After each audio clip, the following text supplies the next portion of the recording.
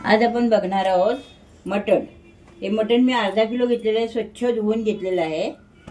मांडीकडचा भाग घ्यायचा, मग तो छान मिळतो, मऊ मटण मिळतं। आणि हे वाटण मी करणार आहे, मिरची, कोथिंबीर, लसूण, आलं ह्याचे वाटण करून घेते। हे हिरवं वाटण तयार झालेलं आहे। मी हळद आणि हिरवं वाटण लावून घेते।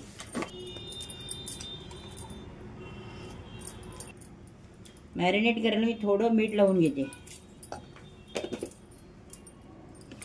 हे सर्व मॅरिनेट करायला ठेवूया आपण, एक 10 मिनिटं ठेवूया बस। हां, मी आता हे खोबरं भाजलं होतं ते आणि कांदा तळलेला त्याचं वाटण करून घेते आणि मग आपण रेसिपीला सुरुवात करू। चला तर मटणाला सुरुवात करू। कुकर गरम झालेला आहे, आता मी तेल घालून घेते। एक अर्धा चमचा मी तूप घालून घेते। आता मी थोडंसं हिंग घालते, कांदा घालून घेते। फोडणीला कांदा, एक कांदा कापून घेतला मी।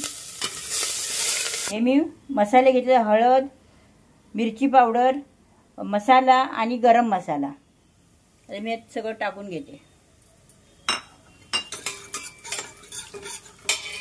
आता हे वाटण घालते, कांदा खोबऱ्याचं।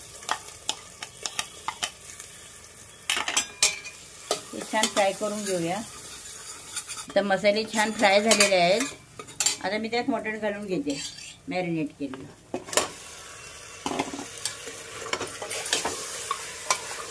मटण चांगलं ढवळून घेऊया आपण। आणि आता मी 10 मिनिटाची वाफ देते। मी इथे 10 मिनिटं कुकरवर झाकण ठेवून घेते। आता आपण झाकण काढून बघूया। छान वाफ आलेली आहे। आता पुन्हा आपण चांगलं ढवळून घेऊया आणि मीठ टाकून घेऊया।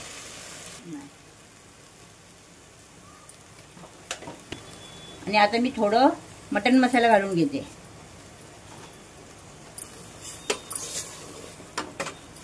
आता मी हे पाणी घालते याच्यात।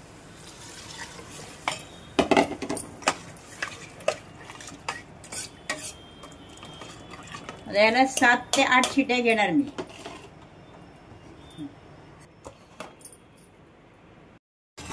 हे बघा, रेडी आहे आपलं मटण। ट्राय करून बघा ही रेसिपी, मस्त वास येतोय ग। Like, share and subscribe to Sneha's menu. Thank you.